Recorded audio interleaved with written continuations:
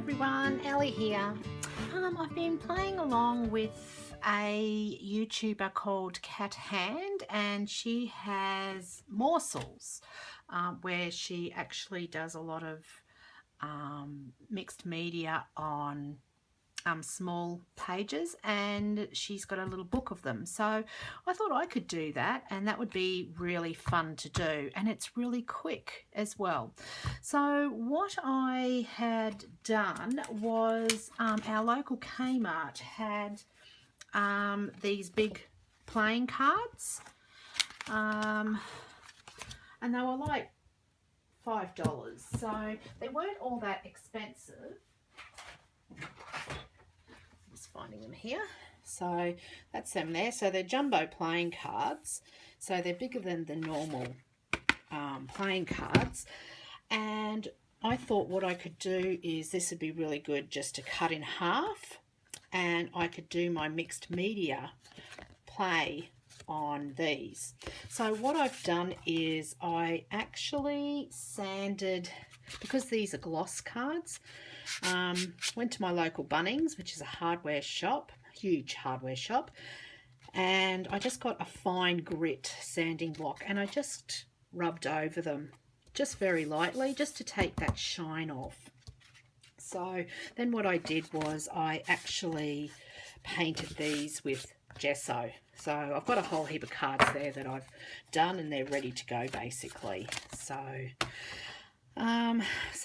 this is my little album that I've created, and how I created it is I collect all the empty boxes, you know, cereal boxes, muesli boxes, and all that, and I created a folder.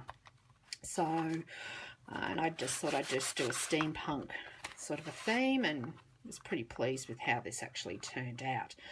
I also went to my local, not my local, it feels like my local, my AliExpress store, which is, it's Asian based, and I found these D-rings online. So I got two for $2.43, so that's Australian dollars, and I've actually adapted it in here. So yeah, just so I can, once these are cut in half, then I can hole punch them and stick them in my little folder here. So I'm just going to do a bit of a flip through with things that I've done so far. So I didn't make a video of each one, but I just wanted to show you what I actually had done. So this one here is a jelly plate print background. So I had a lot of fun doing that yesterday actually. So I was doing a lot of ATC cards and that, and I thought, oh, I'll use my jelly plate to use up a lot of paint that I had as well. So, and I thought, oh, I'm going to draw on some flowers, and I coloured them with my Posco pens. So I've got a couple of these Posco pens just at my local Officeworks, and they're about $5. So, and they come in glitter or plain ones. So, and I just purchased just a couple of them just to see how they went, and these are the 0.9 to the 1.3 millimeter ones. So I had heaps of fun doing that. Then I actually, I'm using this to play with media basically and just see how it turns out.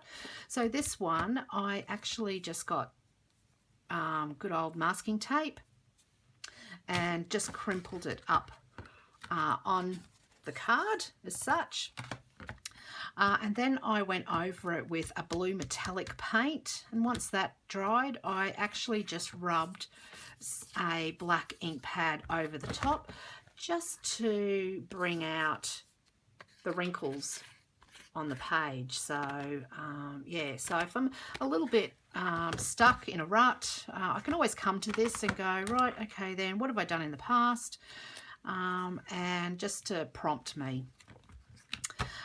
This here is stenciling through some texture paste. So I use this texture paste if I want it a little bit opaque, or I do a Montmartre texture paste if I want it as white. And with this one, I just splattered some black paint on the cardstock before putting the star stencil down. So I obviously painted this brown because I wanted this to stick out these, so just on my playing cards. Then this one is, I actually cut out a whole heap of flowers as such and used these as masking. So as you know, I'm a big card maker, and I just cut out a whole heap of these flowers and I just stuck them over some patterned paper. So I stuck the patterned paper, glued it down onto my playing card, just so for stability basically. Then I got all my flowers and I just did it on scrap paper. So this was just some of my music book that I don't use. So you just stick them down, and I just put some adhesive, temporary adhesive, just on the back, and then I painted it all. Once I did all that, and then I painted it with black paint, and then I peeled up the flowers, and that's what came out at the end. So I was pretty pleased with that. So you can do that with any patterned paper as well. So then I did a mosaic. So once again, just on my card, I made sure that the card was actually painted white because I wanted the white to come through. So I painted that all white. And then I had some steampunk green paper, and I thought that would go really with brown pictures on it, outlinings, and I thought that would really go really well with the brown paper. So I used my Mod Podge and decided to cut all triangles on this page. So, and then I stuck them all down together on here. So I think it really worked out really well. And the Mod Podge, I used a gloss Mod Podge on this, so I think it turned out really, really well, and a nice gloss as well.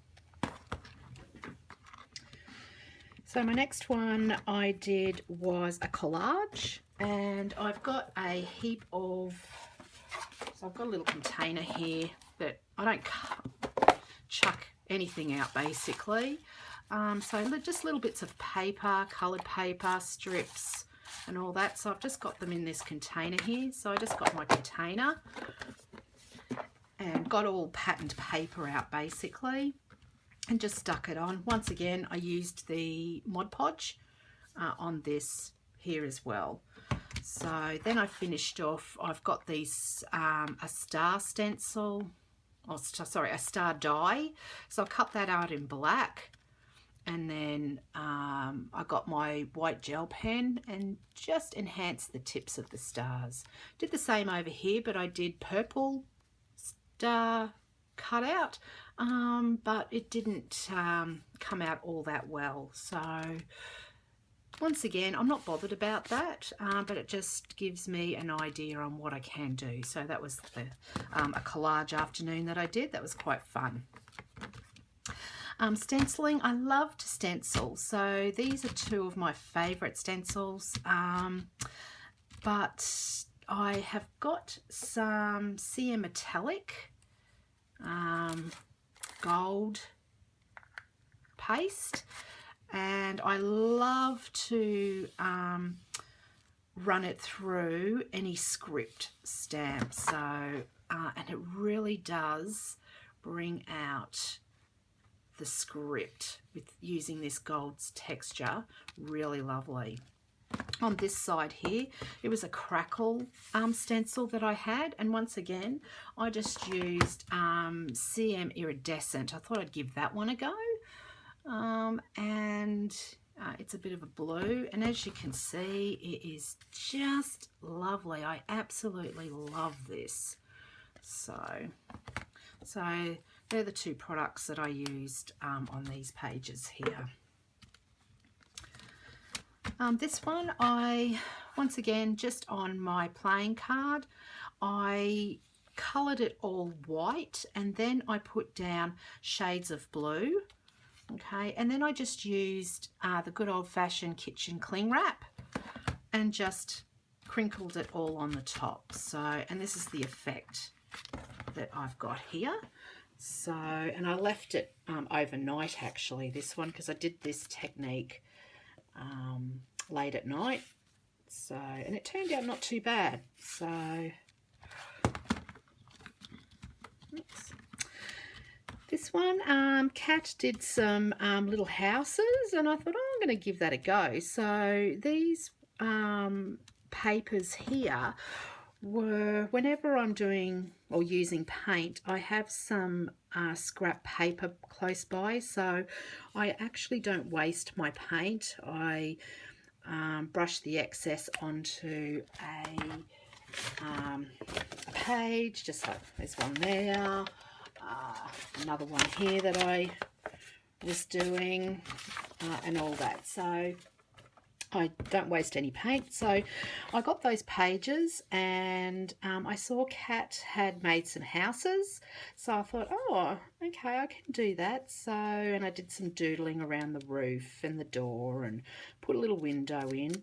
Then I stenciled some modeling paste on there, and I actually used my heat gun, and it actually bubbled. So I don't know if you can see that, but it really gave a really nice effect. So once again, just playing.